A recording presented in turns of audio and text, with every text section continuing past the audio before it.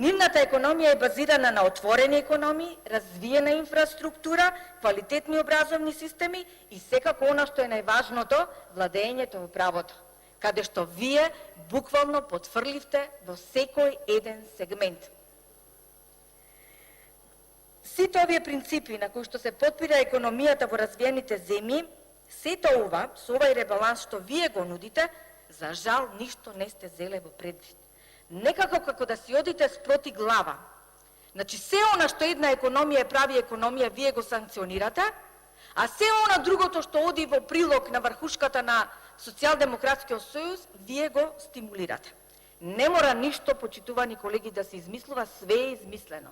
Само треба да го примените достоинствено, онака како што другите земји го прават. Зошто, например, не го земевте примерот на Естонија? Конкретно преку делот, нели, во поедноставување на даночниот систем, преку воведување на концептот на рамен данок. Вие го санкциониравте. Донесовте, нели, овај прогресивниот данок, кој што негативните ефекти ги гледате сега, на кој што ви забележува уште тогаш бизнис фелата во однос на неговото имплементирање. Вие сметате дека со ова популистичка мерка, која што многу ги кошта граѓаните, за да е имплементирање, те повратокот на ДДВ-то, уште на самиот почеток ви кажува дека е тотално фијаско.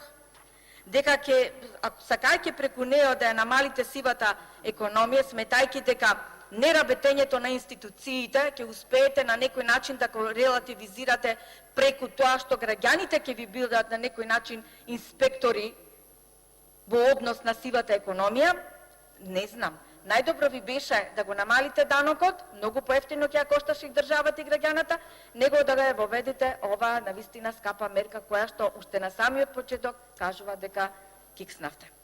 Не сте го зеле, ниту сте го проучиле примерот на Швајцарија, која уште во 2001 година Швајцарија стави кочница за задолжувањето, според која буџетот мора да биде структурно избалансиран. Ако нешто за што може да ви се каже дека сте успешни во, например, во проектот задолжување, тога сте на ова поле. Јавниот долг во првата половина од 2019 е зголемен за 600 милиони евра. Министерката, уште не седната на столчето, затоа што ние кажавме дека Заев си избира министер по теркот. Не гледај, слушај, спроведувај. Уште не седната ја задолжува државата за 100 милиони евра. Знаете како се викат нашите? Прво па машко. Седна, подпиша. Се задолжи 100 милиони евра, без око да и трепне, зашто и како тие средства ќе се потрошат. Имаме долг од 600 милиони евра, а замислете реализацијата на капиталните инвестиции за 2019 година катастрофални, едва и 28%. Па каде ги користите тие средства? Од заемите.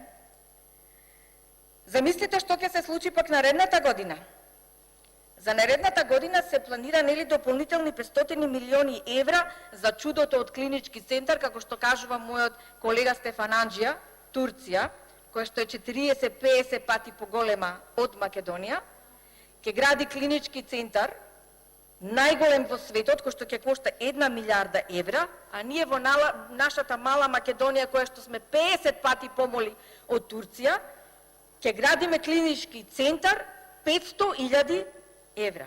Знаете, почитувана заменик, како сегашната позиција говореше кога излегувавме за градба на клинички центар со сума 120 милиони евра. Ама Антебе луѓе викаше со злато да биде посипан и немаше толку да кошта. За 120 милиони евра позицијата тогашна опозиција говореше. Па вие свемирски брод да градевте, заменик министер, и немаше да кошта 500.000 евра. Значи свемирски брод кој што ќе лебди на површината и не мора пациентите да доаѓаат во Скопје, него ќе се движи таму каде што ќе има најповеќе потреба. 50 пати сме помали од Турција. 50 пати даваме повисока цена за клинички центар. Па кај го има ова? Исто така не учевте од примерот на Ирска, која што беше прва земја која што јавно го призна значењето на странските директни инвестиции, поттикнувајќи ги преку спроведување на низа мерки за нивно привлекување. Вие, како додите во прилог за развивање на економијата на нашите соседни земји. Се што беше странска директна инвестиција која што требаше да биде инвестирана во Република Македонија, вие ја пренасочувате кај нашите блиски соседи. Еве, например, во Србија. Не сте го зеле ниту примерот на Сингапур, каде што високата индустриализација, која што вие осакативте со вашите политики, и преку посветеноста на квалитетното образование, од каде што вие енормно кратите суми, тоа се основните критериуми за кои што една економија оди напред. Мене ми е сосема јасно дека секоја една земја си има своја специфика, своја карактеристики, различни стратегии кои во различни земји дават различни резултати. Но, ако ги разгледаме економиите во другите земји, нашата економија, параметрите, критериумите се исти. Различни се политиките и стратегиите кои што ги вие применувате. За жал, вие применувате стратегии и политики кои што одат исклучиво само на сметка на врхушката на Социјалдемократскиот сојуз. Понатаму во излагањето на министерката има една симптоматична реченица која создава сомнеж бидејќи некако не кореспондира што значи она реална економија и начини на нејзино надоградување, развивање, унапредување.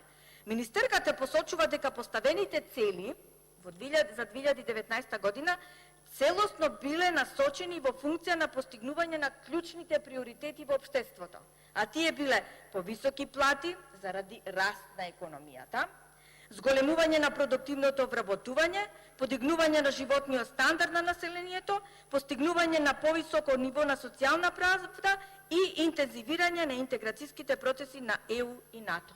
Ништо од ова во ребалансот нема. Ништо, а тие ви се стратешки цели за кои што врз основа на кои што сте го концепирале и проектирале 2019 година буџетот. И да одиме поред. Повисоки плати, велите, посилна економија. Кај го има тоа? Во кои земји? Треба да сме свесни прво дека големината на една земја не е пресудна за нејзиниот економски успех. Не значи колку поголема, толку и посилна економски ќе бидете, но и мала земја може да биде силна економски, ама ако правилно знаеме да работи. Вие во Министерството за финансирање во владата за жал не знаете како се води економија. И вие велите дека со јакнењето на човековиот капитал и со покачувањето на платите ќе допринесете кон поквалитетна економија.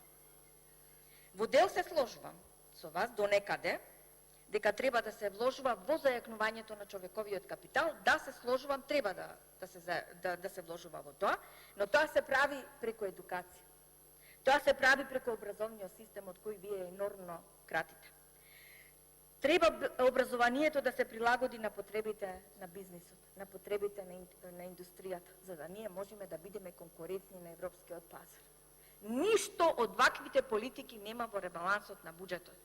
Не може, извинете, заменик министер, матрицата од социјализмот ниша и врата, зема и плата да ви биде лајт мотив при ребалансот на буџетот. Така не може.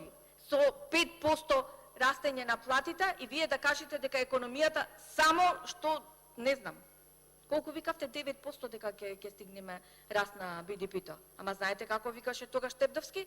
Од што зависи? Значи, растот на БДП во Република Македонија зависело од оптимизмот на граѓаните. Значи, вие не да сте го уништили оптимизмот на граѓаните, значи, во таква апатија се граѓаните што на вистина економијата не може врз база на оптимизам да ни тргне. Значи, треба да седне и да се работи. Наместо ефикасна, мала, јавна администрација, служба, вие направивте партиска. Партиска служба, партиска администрација. Наместо да возможите или да развиете други можности, политики на креирање на нови работни места, каде што ќе можат луѓето да се вработуваат, такви стратегии не видовме. Исто така споменавте дека ќе вложувате во продуктивното работење, но меѓутоа никаде не споменавте, барем не предложивте мерки, стратегии кои што ќе ги преземите за зголемување на квалитетот. А уште помалку кажавте параметар колку со ова ваша мерка би овозможиле да биде растот на економијата. Односно, колку таа би се зголемила ако вие вложите во продуктивното вработување. Никаде не слушнавме од вас како и на кој начин преку продуктивното вработување ќе возможите да не се иселуваат граѓаните. Не слушнавме исто така во ребалансот како планирате да го подобрите продуктивното вработување и колку тоа ќе допринесе да обесхрабрите квалитетните луѓе, капацитетите, експертите, високо квалификованиот кадар да се заминува од државата. Вие многу добро знаете дека на долг рок високото ниво на емиграцијата негативно ќе влијае врз формирањето на човековиот капитал, конкурентноста и растот на економијата. Емиграцијата пред се на високо квалификованите работници ќе овозможи недостиг од истите. Во ребалансот на буџетот вие не нудите ни средства, ниту политики, ниту стратегии. Уште еднаш ќе кажам како цели градови, помали градови, месечно ја напуштаат Република Македонија. Ние нема да имаме доктори каде ќе треба да одиме да се лекуваме. Матичните доктори ќе треба да ги бараме во Швајцарија, во Германија, во Австрија, заради вашите погубни економски политики. Другата сериозна компонента е во разликата на стекнатите вештини во сферата на образовниот процес и знаењето, вештините што се барат на пазарот на трудот. Ние мора нова интензивно да работиме, но за жал такви средства вие не овозможувате. Викате дека вработеноста расте, додека согласно податоците од Народна банка и вчера и Светска банка истото ви го кажа, констатирале дека трошоците на трудот растат, а имаме пад на продуктивноста. А тоа дава индикации дека имаме намалување на конкурентноста на домашните компании. А вие кажувате дека главна и основна мотивација при конструирањето и концепирањето на буџетот би беше нели да ги мотивирате домашните компании да работат поинвентивно, посигурно, да донесат бенефит во зголемувањето на економијата.